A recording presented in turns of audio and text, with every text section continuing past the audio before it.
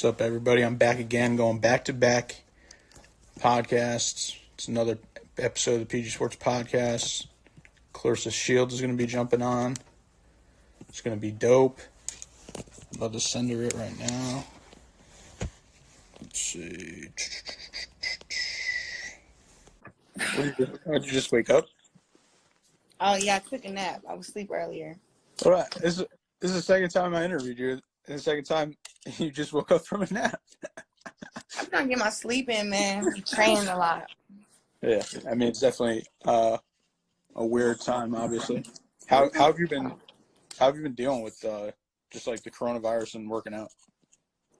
I got a gym in my basement, so it ain't been that hard, honestly. Like, and I've always been a loner, trained by myself, so it's not too much different for me, at least. It's not. Yeah, where are you? You still in Detroit? Michigan. Yeah, gotcha. Yeah, I'm Michigan. Okay, yeah, my shirt is fixed now. I'm just like, it was acting weird. It's all good. So, how's everything else been going? All has been good. I've just been trying to, not gain a whole bunch of weight, a workout, and I've started like these online class trainings where I train people one-on-one, like via Zoom, and it's been fun. I got six clients now, and I cut everything in half, so I'm only charging $75 an hour when usually it'd be $150, because I have trained people before, but I've only charged $200 an hour or something like that. But since the coronavirus is going on, I cut everything in half. Yes. Yeah, super clear. HD. All right, good. Yeah, I was so mad yesterday when I ripped the video and then I was all blurry, and I was just like, well, whatever, who cares? Because the person wasn't blurry, so they're the guest, right?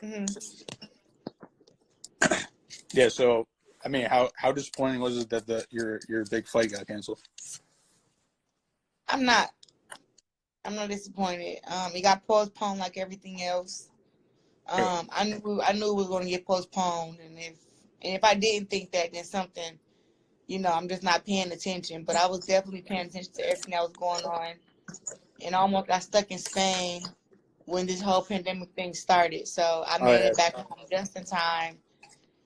Celebrated my birthday with some, cupcakes at home, surrounded by friends and family, and I got the news probably a few days after my birthday that the fight was postponed. I was just like, well, I saw that coming, Yeah, for sure. What is it like in Michigan? Like, are you guys on lockdown? The weather's kind of bipolar right now. The weather gets hot, and then the next day it's snowing, and then we've actually had a day where it snowed, rained, hailed, and had the sun out. So it's all over the place, Yeah, I feel you. Yeah, I meant, like, are you guys on lockdown out there? We have a curfew, 9 p.m. Gotcha. Hold on, I'm just typing live. Yeah, so I mean, the last time when I interviewed you, I forgot what the exact date was, but I know you didn't have as many belts as you do now. So, what's it been like? Just even, I don't know, the past like year and a half, say. I don't think about it, honestly. So honestly, like, what's this doing? Okay, what is this doing? Oh, I don't think about it. I just try to take it, fight by fight, and I don't dwell on all the belts I have. Like, just look at them and be like, oh my God, it's so many belts. Like, I'm not that kind of person. I just fight that fight and enjoy the lead up to all my fights. Enjoy the fights themselves, and then when it's over, I kind of just immediately look forward and get ready for the next fight. So I never, have too much time to sit around and Reflect. Yeah, dwell all over. You know what I mean? I just kind of like, yeah, I did it. Congrats to myself. Now what we gonna do next? That's kind of how I think with everything. I mean, yeah, pretty much. That's what I mean. You got how many total belts do you have though? 9. Okay. Actually, It's 11 because I see people always forget that I also held the NABF title at 160 before I went to 68. I held the WBC silver, and then I hold all 5 belts at middleweight. I had 2 belts at super middleweight, the WBC and IBF, and now I have 2 belts at 154, WBC and WB. Shit, I always get these 2 mixed up. It's the WBO or WBA. I'm the super champ of one of those belts. It's the WBO. I'm WBO super champ. So I have a lot of belts. You know what I mean? So I have 9 world titles, personally, but I have held the NABF and I had WBC silver, which would make it 11 titles total. Do you think any of the belts mean more than the other? Like sanction-wise? No. I like all the sanctioning bodies. The WBC is very nice to me. Mauricio is a great person. I love if I had to say which belt I like looking at the most, I would have to say is my WBO Super Champ belt, and that's because it has real diamonds on it. All right. It has my face engraved on it. It's just like a belt that they really put a lot of time in, and it looked different from all my other belts. Like almost all my other WBC belts, they all look the same, but my WBO Super Champ belt, it got literally like real diamonds on it and my face engraved on it, and I'm just like, what the heck? It's so insane to see that they thought so highly of me to put diamonds on my belt. Yeah. How heavy are they? Roughly. I think the heaviest belt is the IBF and WBA. They probably about 8 pounds a piece. Those, the WBCs are probably about 6, and the WBOs are the smallest. Like they don't weigh that much. They're like a decent size, probably like 4 pounds, 5 pounds. Okay. Somebody said Claressa a lot of belt shield. How do you like that? People been trying to change my nickname a lot lately. Like somebody told me to call myself the GWOAT, the greatest lady of all time, and I'm like, what? No, I definitely like GWOAT way better. Yeah. Yeah. What? Oh yeah. Didn't you say you wanted to change your nickname, like the T-Rex one? Yeah, T-Rex, and I was gonna change it to GWOAT. It's already kind of been changed. Yeah. It's kind of what I go by Claressa GWOAT Shields, but I'm still just True. waiting to make like that official change. I haven't made that official change yet. I haven't fought and got announced as Claressa GWOAT yet. So I know the last time you fought was in January. Like, are you itching to fight right now? Say it again. Are you itching to fight right now since the last time you fought was in January? A little bit, but I got so many different things going on with myself. Like I'm in this business class and I'm getting my business together and trying to find a second income. Not just like I do actually have a second income, but like the income of just my own, like where when me doing these trainings, that's one of my incomes. I'm trying to become a millionaire. I'm like super close, but it's still like you have to have. People say that to be a true millionaire, you have to have 7 incomes, and right now I'm at like 3, 4. So I'm trying to, get my life together outside the ring as far as in that aspect. Yeah. What kind of businesses are you? What you said you're taking classes? Yeah. So I have one-on-one training classes that I do with people who want to learn about their diet, working out, or if they want to learn just some boxing training. And I have 6 clients that I'm charging $75 to each class, and it's for an hour. But usually, like the classes will be $150 to $200. But I cut everything in half because people are going through hard times right now with the coronavirus, and people not able to work. And I let everybody know that too.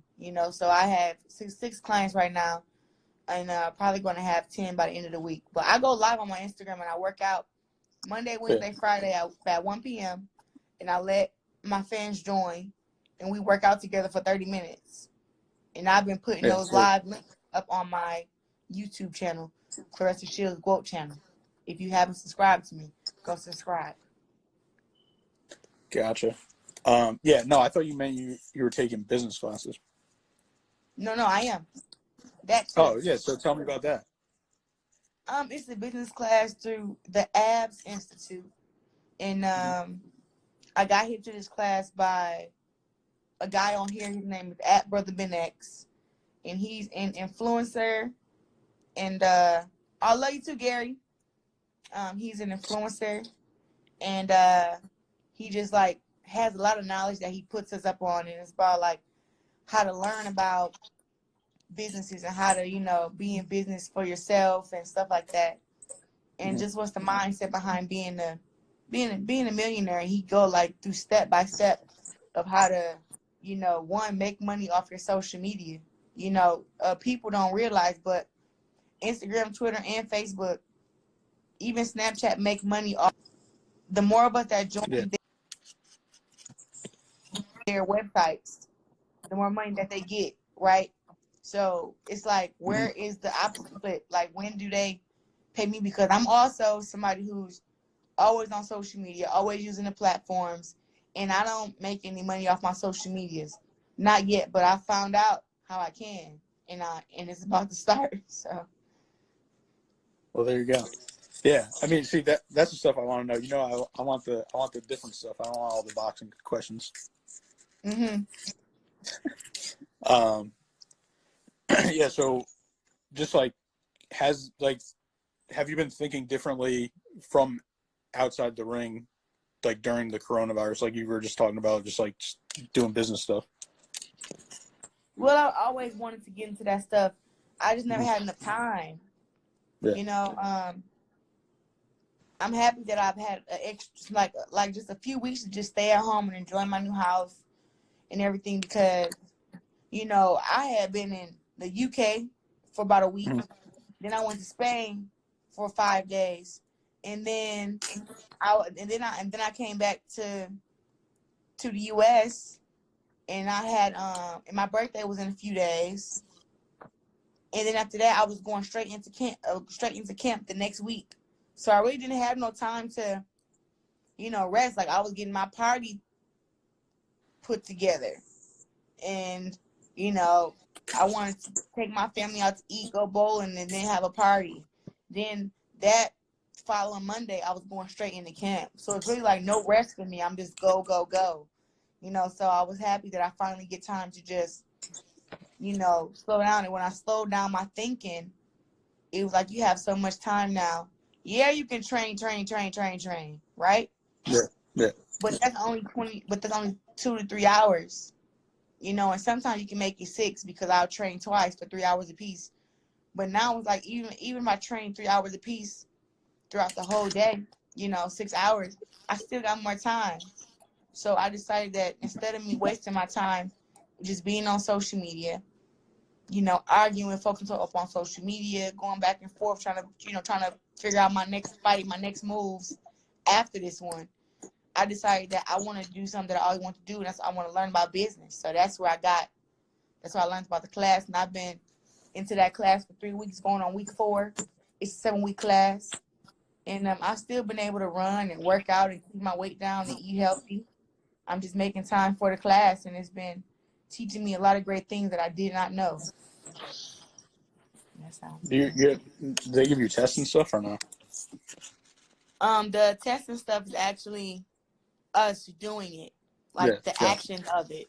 Like, you know, one of our actions was, first of all, we gotta, you know, build our business and, you know, actually bring it into fruition. What's an idea we always wanted to do? And I've tried the training process once before, where I like train people, or I have like GWOAT camps, and I never really made much money. Like, people showed up, you know, but also too was like, I was not charging a whole lot, and I wasn't seeing my value, right? So that's the thing about making money. You have to realize that you have a value, and I've always been like, oh well, What if people can't afford it?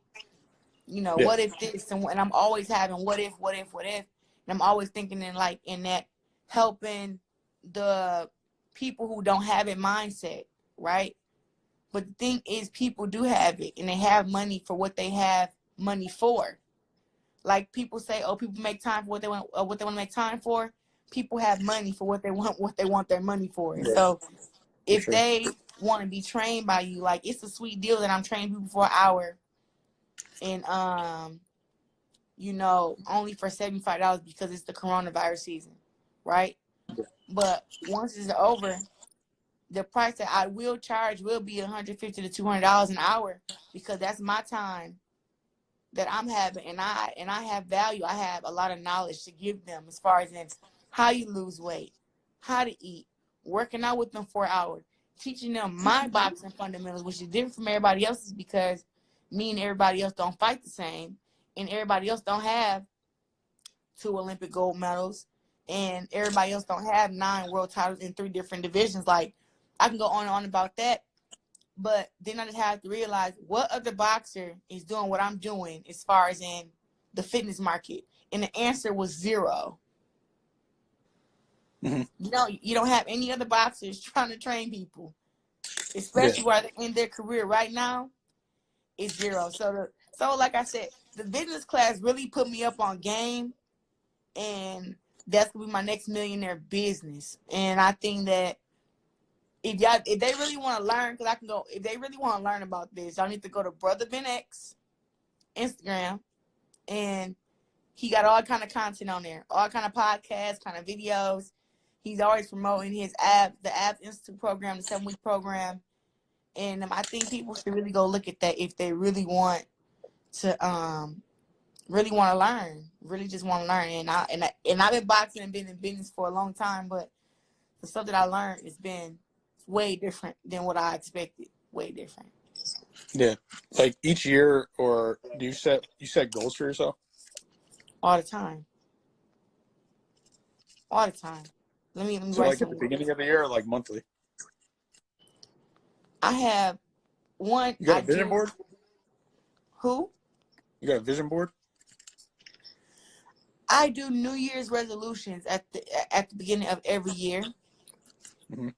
And those New Year's resolutions are always involving boxing, involving my family, and involving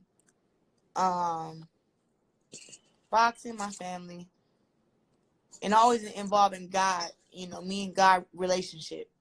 You know, I always have every year, you know, finish the year undefeated, you know, go undefeated throughout the year. That's one of my goals. Get better every fight, you know, always take the best challenges and fight whoever comes your way. And 2, I always say I want to have a closer relationship with God. So, you know, work on praying more, work on, you know, giving myself that alone time to bond with God, and to actually me and him be so connected that I see which direction he's pushing me in. Because you know what I'm saying, you know, everything's, you know, it's not greener on the other side, you know, and people think it is sometimes because of how things may look. But for me, following the voice of God, I've seen that, yeah, there is riches like over there, you know, and that's part of something I want. Like, I want to have a lot of money, and I want to have, you know, a lot of cars and big houses and stuff like that. But then it's really not greener over there, because in that space come with a lot of crazy people, a lot of ungenuine people, a lot of users. But I still will be getting a lot, but also a lot will be taken from me. But then we have the other side where it's more calm. I'm getting the same things, and I'm getting the same things, and still just take a little bit more time. So I'd rather take the slow way than throw myself into something and to around people to where it's not genuine, which would probably end up leading to me on drugs, in jail, abusing alcohol, stuff like that. You know, but I would still have all the riches, but I just don't want that kind of lifestyle. And I think that people should also, you know, give me a lot of credit, because I've been boxing for 14 years and I've yet to be to jail. I've yet to ever be caught on TMZ you know, fighting somebody at the club, knocking somebody out, you know, and I go to all the boxing matches, no security, and people don't know, like, it's hard being at the top. It really is. It's hard dealing with fans wherever you go somewhere, taking pictures all the time. And I've yet to, you know, go off on a fan and disrespect the fan after a fan has disrespected me. I've done great so far. Hold on a sec. I got to type this below. Yeah, no problem. You want to tighten that? Okay.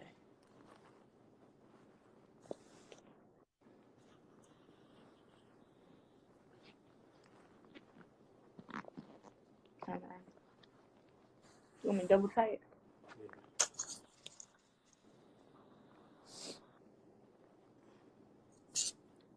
All right, one. Untighten this one too, or tight? All right, turn it on. How many rounds you do already? No? Oh.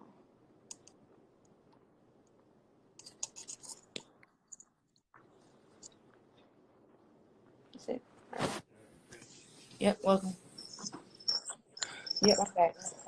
My boyfriend in the basement working out. He brings his gloves up here to get tired of. Gotcha. Like, how do you think you could become like even a bigger star? Just like more people know who you are. I just believe that I just gotta keep fighting. You know, I was being hard on myself at first. You know, cause you know, it's always somebody who they comparing me to. Like, I'm not compared to no girl who's previously boxing. Like, everybody's like, oh well, compare her to Layla Ali. You know what I mean? And to me, I'm like, I don't get how that's even a comparison. You know what I mean? Because I feel like she's been hot boxing for so many years. And I've been around, you know, for 3-4 years in the pros and stuff. And everybody just want to compare me to her and talk about her stardom versus mine. And I'm like, well, shit, my last name not Ali. So, you know, I kind of got to, you know, come from the ground and work my way up. You know what I mean? And, you know, and I'm also only 25. And I think people hear me talking like, oh, no, there's no way she's 25. And it's like, yeah, I'm only 25. I've only been pro 10 fights. And I came into boxing without women's boxing having no fans. Yeah. You know, without women's boxing, even people didn't really care that much. And now I got to make people care. I got to stay relevant. I got to also fight better every fight.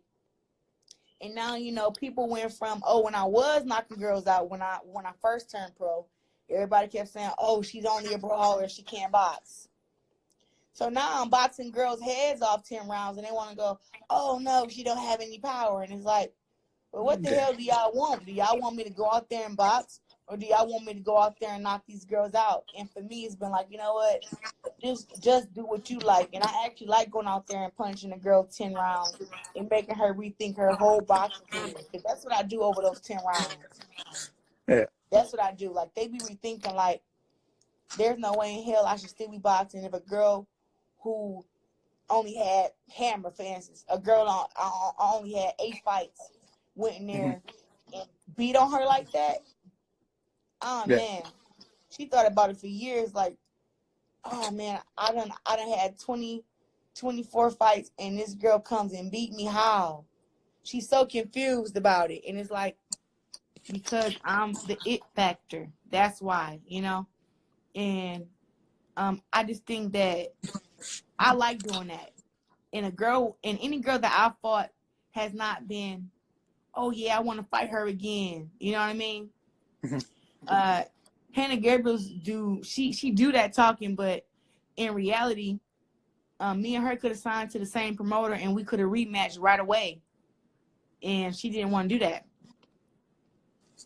You know, it took her a month or two for her to come out and say, oh, I want a rematch. And I almost slayed the dragon. And I think that I did better on the scorecards than what I was given, you know, and all that stuff. And I had to tell, you know, her and her team, listen, you did put up a good fight. You know, I'm not going to lie and say you didn't. But at the end of the day, I still won more rounds than you. And I won at the end of the day. And she hasn't said, oh, she thought she wanted to fight. She just keeps saying that the score was a lot closer. And I'm like, it don't matter whether the score was a lot closer or not. You still would have got the L, you know?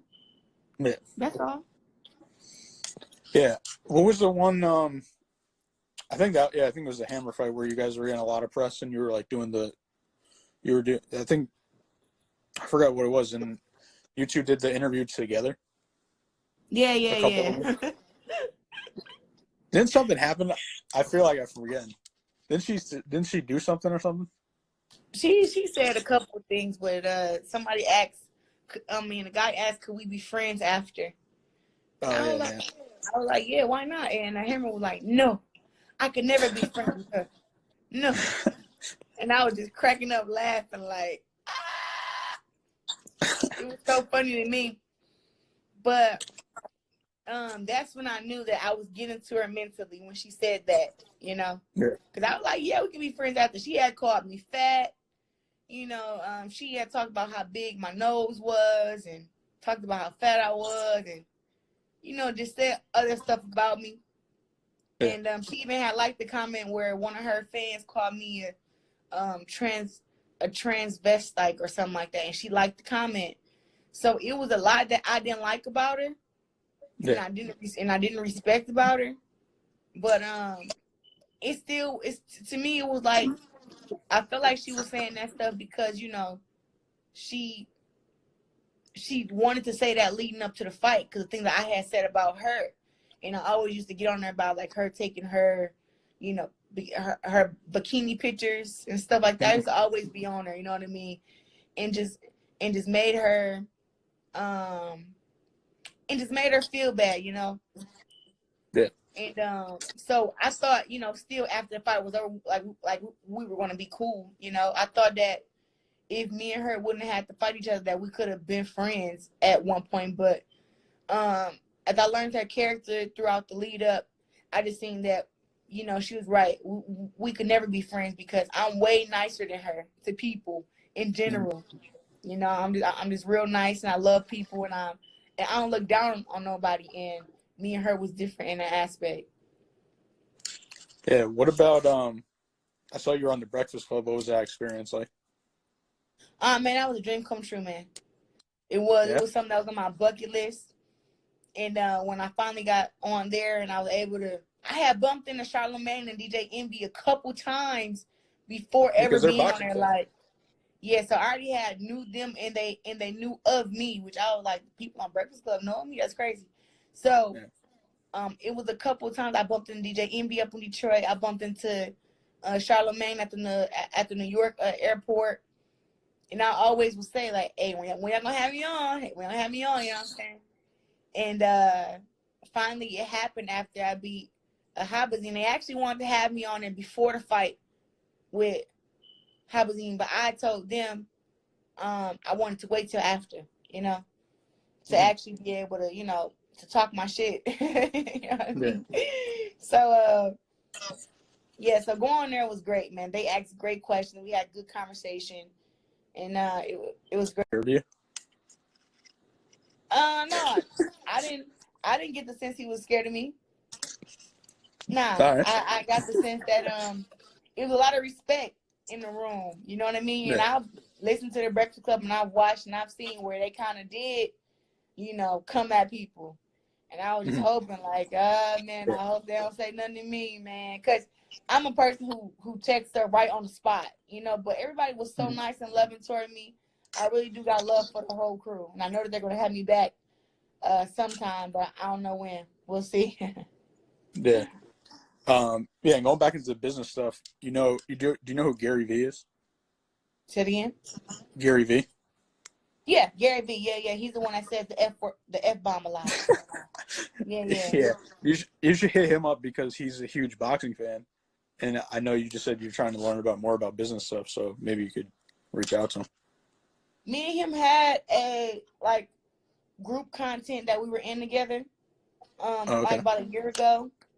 And he did reach out, but it kind of felt I don't know, kind of felt like a little generic because it was a group, and I felt like he just was reaching out to us, and I don't know how to put it, like trying to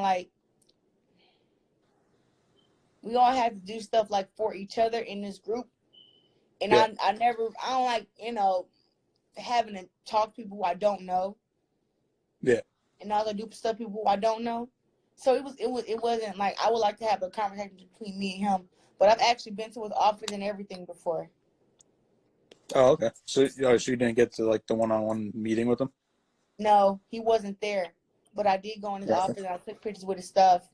And Oh, I gotcha. sent it to him I sent it to him via Twitter, I believe. And he also has a Shaq shoe. So I put Shaq's shoe next to my head. Because Shaq's shoe is bigger than my head. Right? Yeah. So, yeah. Yeah, that's funny. Yeah, I mean, yeah. See, that's dope. Like, I don't think a lot of people know that about you. No, I think people are so used to boxers not being smart. Because really, when you look at the majority of boxers, they think 90% are dumb. Mm-hmm. And I don't mean dumb in a bad way, but like some of them don't know how to read. Some of them didn't graduate school as in high school. Some of them, can't do math that well. It's a lot, because boxers really do start boxing from a very young age, and a lot of Yeah. guys have gotten in their mindset like I can't go to school and box. So a Yeah. lot of guys have dropped out and haven't finished. So I'm somebody who actually finished school. And people don't know that I was in honors classes from the time I was in the 7th grade to the 12th. And All right. I can read. I can do math. Math my favorite subject. And, I'm actually a very smart person. But people hear me talk trash and they see me box. They're like, oh, she's rough and tough. And she's from Flint. And they kind of put those two together. And they be like, well, she's from Flint. She's rough and tough. Then she got to be dumb. That's how people think. And then I'm black also, and I think that some people just think that often, but when they hear me speak about things, then they start to realize like, whoa, she is a very smart person, Yeah. and I have to deal with a lot of things growing up. So I know the game, I just be, I was taught that, dumb people can play, smart people can play dumb. But a dumb person can't play smart. So True. if somebody thinks I'm dumb, I'll let them think that. But when it's Yeah. time for me to actually let them know, like, hey, talk about something, they be like, whoa, we're in over our heads because I'm very intelligent, I'm very smart. So I just let people think what they want to think. But I'll play dumb sometime though. And I always play dumb, Yeah. especially if guys flirt with me. I play so stupid. You should see it. I'd be like, wait, what are you talking about? No, I don't understand. I'm always doing that. And they're just like, yo, she's kind of off. And I'm like, nah, I'm just a smart person playing dumb at that moment. What's like the worst pickup line you ever got? It's been so many.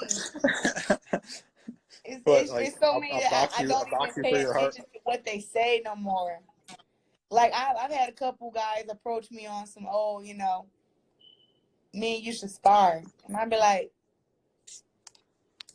yeah, and I'm more like a person like, okay, when? And then they be like, oh, not that kind of sparring. I'm just like, oh, what kind of sparring are you talking about? I only know one kind of sparring. Yeah. So then, but that's me playing dumb again because I know exactly what they're saying, but I'm like, okay. Yeah. What else? I mean, I just have people come to me all kind of ways, man. I just be like, I just laugh though because to all the people in boxing, especially like the guys that's like super famous, let's say, I look at everybody like they're my brother. And I've been around for so many years and I've met them somewhere or another when I was a young age, So I was always been super respectful of them and they always looked at me like a little sister. And even when I be out in Vegas and I'm out at the clubs, there's always somebody like, hey, let me know when you leave and text me when you get back to your room. Let me make sure you're all right. Who you with?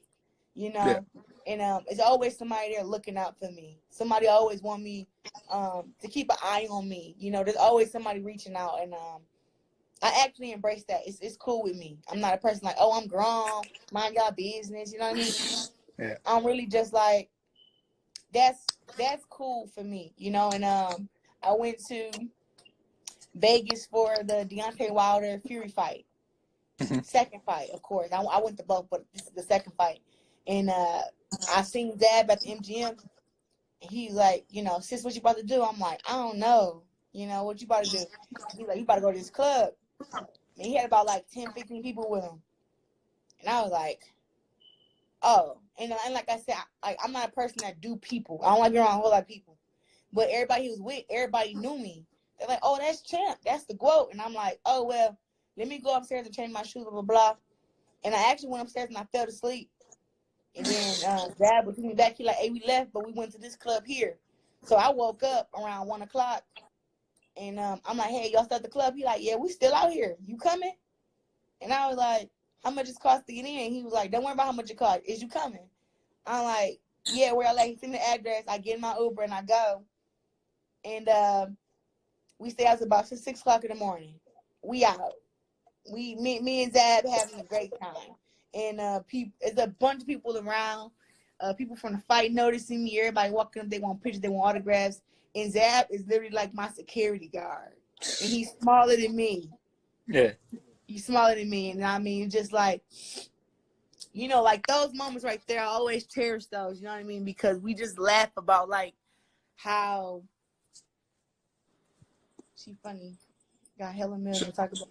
Somebody said, oh, first of all, the clubs in Vegas cost a whole bunch of money. So I'm a person, I always want to see the price tag. That's how you stay rich. That's how you stay rich. Because people spending money. No, I got to see how much it costs. Do you forget like you're famous? Do I forget? What can I say? I don't think about it all the time.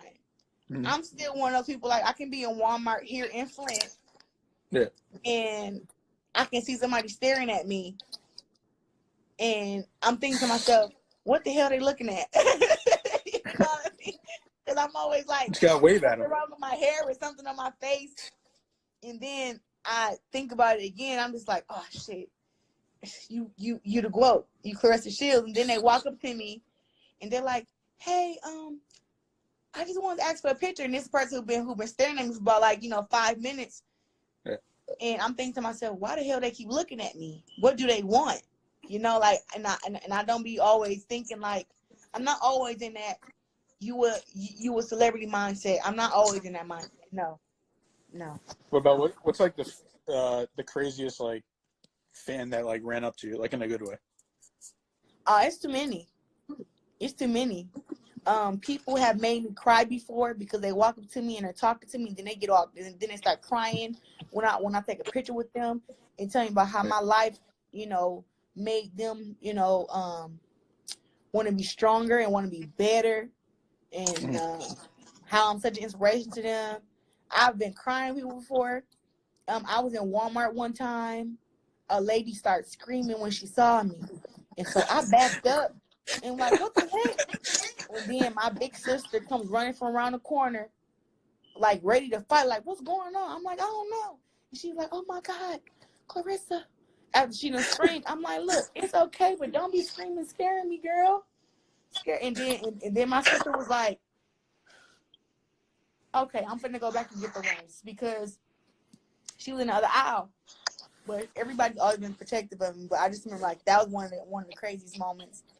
And I had it happen to me at Dave & Buster's? Where was it at? It's the barbecue place here. Famous Dave. And the lady seen me in there. She's sitting at the bar, and she just starts screaming, oh my God! Oh my God! I'm gonna do that when I see you. Listen, I have gotten to the point now to where like I run away from people.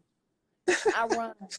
But also too, I think I went to the Wilder, like I said, Fury fight, and it was after their weigh-in, and I walked through with, well, I get the VIP treatment, right? But but when it's time for me to go, I got people who are normal, right? Who are in the stands who I want to go see. Yeah. So I go to I go where they are to meet up with them, and I mean, I took over 100 pictures within 10 minutes. And then from there, just making it through the MGM full of boxing fans, it got to the point where I'm like, you know what? They start surrounding me and wanting pictures, so I couldn't move. So I saw one opening after I took one picture. I took about, like I said, 100 pictures, and they surrounded me again. I took about 30, 40 more. I seen the one opening. And when I seen that one opening, I ran. Because I had a hair appointment. I had a hair appointment, so I couldn't be stuck right there the whole time. So I'm like, I gotta go. Yeah. And so I literally ran. And I told some of the fans, like, look, this is my last picture, I gotta go. And I let them all get their phone, take a selfie, and I took off. Yeah, I think you gotta get some security. Yeah, and you know what? I knew that time was coming. I thought it would happen after I beat Hammer, but now it's definitely that. Like, I would never go to a fight now without at least having one or two security guards. You know, you need like one security guard just for the belts. Yeah, I don't carry my belts around. Yeah. No, but I only have security guards just out of my safety. But not out of not being able to talk to fans. I would still take time to talk to my fans, but sometimes when you want to get to point A to point B, you can't be making so many stops, Yeah, for sure. You believe in positive energy? Yes, sir. Why? Yeah, I do. It's just something that, so when I first started my career in boxing, negative energy is what I wanted because that drove me. Mm-hmm. But when you get to a certain point of success, negativity can hurt you. And all I want to hear is positive vibes. That's it. I don't want no Debbie Downers, people coming around me with bad news, bad energy, always want to fight somebody, always want to, somebody always did something to them. I want people who got stuff going on for themselves because then we could talk and we can relate. And when I'm talking to you, I don't feel like I'm bragging. You feel me? It'd be like we both got something going on. But if you down and you got negative energy and you think don't nobody care about you, you ain't got nothing going for yourself, everybody out to get you, I ain't that kind of person. And I don't think that way. I think that if you want something, you got to work your ass off to get it because you're not the only person that want that one thing. But people don't understand that, and they always want to blame somebody, point the finger at you. And like sometimes you got to look in the mirror and be like, it's me, I'm the problem. So you have to fix that problem. What is that? I always say sometimes when people get on my nerves, they be saying like, well, I think my sister said something to me the other day. She said, I feel like you being rude. I said, well, I feel like that's a you problem, and it's not a me problem. Because you the one feel like that. It's not me. So I'm gonna start saying that. So that's kind of how I am. It's like I like to tell people like some stuff is a you problem, and it don't, and can't nobody else solve it but you. Yeah. So positive energy is good. I like positive energy. Yeah. So I looked up when I did when I released the interview with you, it was August 2018. So it was after the Hannah Gabriel fights. Yeah. Right. So yeah, it has been like a year and a half. So this is my new thing. Like, do you have any questions for me? Oh, I have any questions for you. I know your name already. Your name is Paul. Hey. I know that. That's why I always sign my name now because I forget sometimes that I'm like when I DM people from like PG Sports, like I forget to put my name because like I'm not really thinking. Yeah, I mean, you'd be surprised how many people I've been hanging around for a long time and I don't know their name because everybody's so used to knowing me that I don't even ask people like what their name is. I just I give people a nickname and that's what I call them. But it's a lot of people who I've been around and I haven't knew their name for years. Especially when it goes to like, having each other number. I always like give people the phone like, oh, put your name in here. And when they put their name in my phone, then I'm like, oh, that's their name. But I never want to make people feel bad. Like, what's your name? I never want to do that. So I'm always like, oh, put the name in my phone. And they'll put it in and I'm like, oh. So, and it was one guy, who I was friends with, he put his name in my phone. I think it was something simple like Sam or something. And he put his number in my phone. I was like, oh, Sam. So I'm calling him Sam. And he's like, don't nobody call me Sam. I'm like, that's the name you put in my phone. And he's like, yeah, but don't nobody call me Sam. Everybody call me Big S or something like that. And I was just like, oh, you should have put Big S in my phone.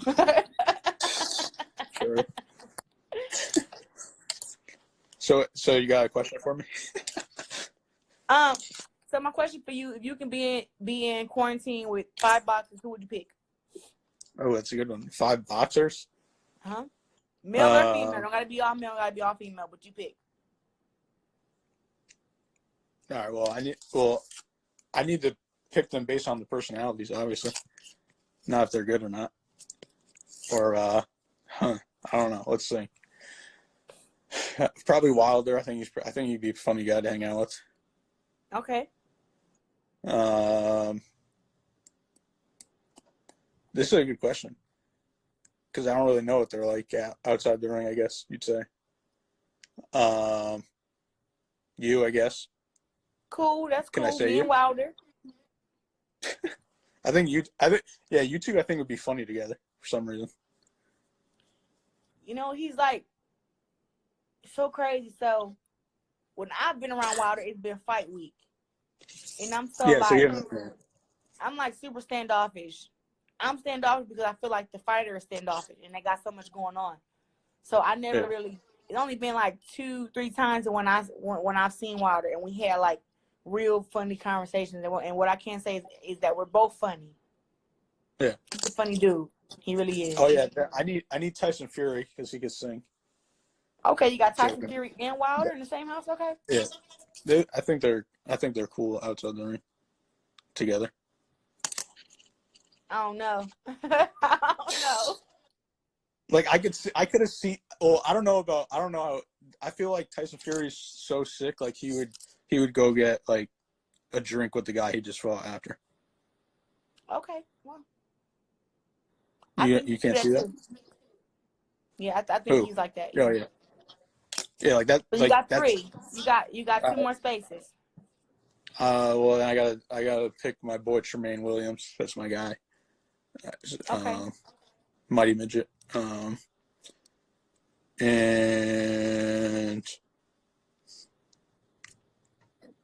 I put Chad Dawson too because I know him. Chad Dawson, yeah, he's a cool dude. All right, so that's your 5. Gotcha. My other question for you is what makes you want to what makes you want to interview certain fighters? Is it because you really want to know them more personally, or is it just because you just feel like you just want to do another interview? So I don't know. I'm trying to think of what I feel like I kind of already knew most of them that I interviewed to an extent. Probably the only one that I didn't know was Alicia Bumgarner. I had her on. Okay. I just reached out to her just because I always seen her on social media. And she's sponsored by Adidas, so Jamel Herring's sponsored by them, so that's how I've seen her too. Okay. So yeah, I don't know. I guess I haven't had anyone that I didn't really sort of know, I guess you'd say. Okay. Yeah, I feel like I know. Well, yeah, it's kind of. Well, I don't know how to answer it. I just know. I feel like I know a lot of people now. Okay. I don't care about. But yeah, why wouldn't someone want to interview you? I don't know. You know what? I've been asking. So once this whole coronavirus stuff started, I had about 10 interviews, right? And it's about 10 people who wanted to interview me. And I was like so frustrated because I'm like, 1, I'm also in quarantine. 2, my city may about to be on a lockdown. Now we have a curfew. I'm like, I have to get stuff in order in real life. And everybody just wanted to interview me. And I was like, had to tell Mark, like, I don't have time for interviews right now. I'm like, what do they want to ask me that they haven't asked me before? That was kind of my mindset about it. Well, that's funny that you said that because when this happened, then I was just like, yo, I'm not hitting up anybody for interviews because it's like weird right now. Like at the beginning of the coronavirus. Yeah, at the beginning of the coronavirus, it was, and I think And that then all of a sudden, and now I'm like getting more interviews than ever because like people can't really say no. well, everybody's in the house, everybody's chilling. Yeah. You know what I mean? Yeah. And everybody got more free time. You know, So I've been going live like every day, and like you hit me up today, and I already had one, and I was like, nah, like she hit me up, she said today, I'm doing it today. Okay, easy. That's what I'm saying. Like today is one of my rest days. Tomorrow, I start back on my business and start getting some more one-on-one classes. Tomorrow I'll be going live at 1. I'll be going live at 1 p.m. Eastern on my Instagram to do my virtual workout. On Monday we had 3,500 people join my live to work out, and I had about 10 people join a live. I just pick on random. And then that's where I got 5 people to sign up for the one-on-one classes was yesterday. And tomorrow I'm promoting the group. The group workout together is on Zoom, and it's more personal. You know, where you can up on Zoom you can see everybody. Yeah. And do the workouts and stuff. But on Instagram you can only see one person at a time. So I'm promoting that tomorrow. So yeah, it should be a lot of fun. Yeah. My last question, I guess, why do you let me always interview? I mean, I don't have a problem with being interviewed. And also too, I was going through my stuff a few weeks ago because I just moved into my new house from my apartment I was in. And I remember you inboxing me and asking me did I get the package? And I'm like, what package? You know how long ago I said that? Like I think when I did the interview with you, to be honest. Right. So I remember you asking me that. So when I found this green, I saw it was still wrapped in everything. It was in a package. I opened the package up because I was thinking like, what the hell is this? And I opened it up, and I'm like, oh my God, this is the bra he sent. Yeah. Wow. And then it had GWOAT on it. I'm like, oh man, I gotta reach out to PG Sports and let them know, you know, first of all, thank you. I finally got the package. Well, it's actually been at my house. Did you get a t-shirt? I did get a t-shirt also. All right, cool.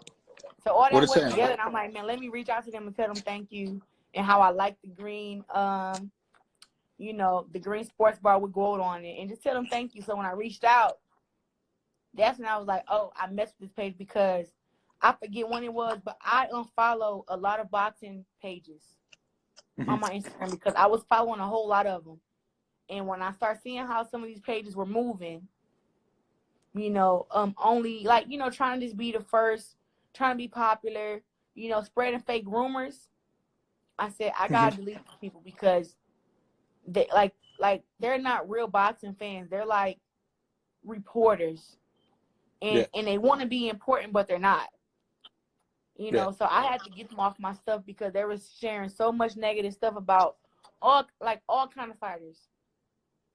It was stuff that was racist. It was stuff that was derogatory. It was a lot of stuff that they were doing to fighters. And then when that situation happened with me and Ivana, I seen that they were doing the same thing to me as they done to other fighters.